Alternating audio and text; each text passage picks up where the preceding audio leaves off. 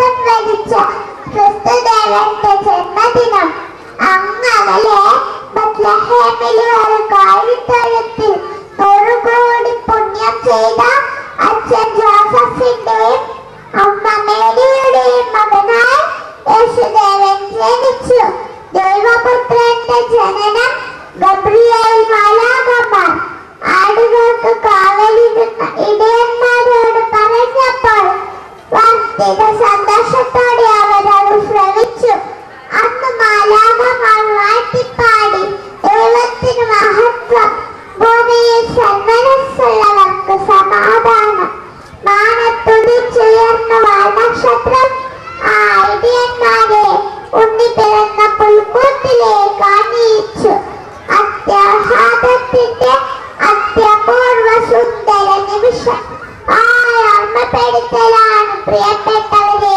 December 25-ന്റെ പൊൻസുദിനം ക്രിസ്തുദേവന്റെ ജനനവും ഉയർത്തെഴുന്നേൽപ്പും എല്ലാം ചരിത്രത്തിന്റെ രോമാഞ്ചങ്ങളാണ്.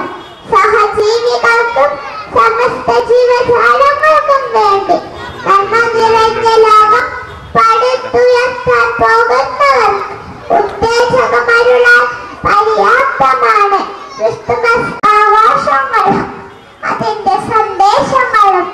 മനുഷ്യരക്ഷകന്റെ പിറവിയെ ഉദ്ഘോഷിച്ചുകൊണ്ട് ഡിസംബർ 24-ന്റെ പാതിരാത്രിയിൽ പള്ളിമണികൾ മുഴങ്ങുമ്പോൾ അവിടെ ആത്മാർത്ഥമായ വിശ്വാസത്തിന്റെ പാതിരാ കുർബാന അർപ്പിക്കുമ്പോൾ ജാതി മത ചിന്തകൾക്കും അപ്പുറം ലോകമെമ്പാടും വർണ്ണവൈവിധ്യവുമായി നക്ഷത്ര വിളക്കുകൾ ചലിച്ചു നിൽക്കുമ്പോൾ പ്രിയപ്പെട്ടവരുടെ ആശംസാ കാർഡുകളും ക്രിസ്തുമസ് കേക്കുകളുടെ മധുരവും സാന്താക്ലോസും ഉപഹാരങ്ങളും എല്ലാം നമ്മളെ ക്രിസ്തുമസ് ആഘോഷത്തിന്റെ ആരവത്തിലേക്ക് കൂട്ടിക്കൊണ്ടു പോകുമ്പോൾ ഈ സന്തോഷവും സമാധാനവും സഹവർത്തിത്വവും എന്നും പുലരുവാൻ പ്രിയപ്പെട്ടവരെ നമുക്ക് ആത്മാർത്ഥമായി പ്രാർത്ഥിക്കാം.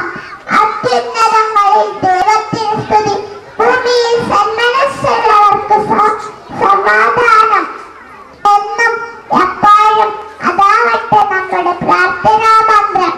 നിങ്ങൾക്കേവർക്കും എന്റെ ഹൃദയം നിറഞ്ഞ ക്രിസ്തുമസ് പുതുവത്സര ആശംസകൾ. നന്ദി, നമസ്കാരം. Just give it a big hand.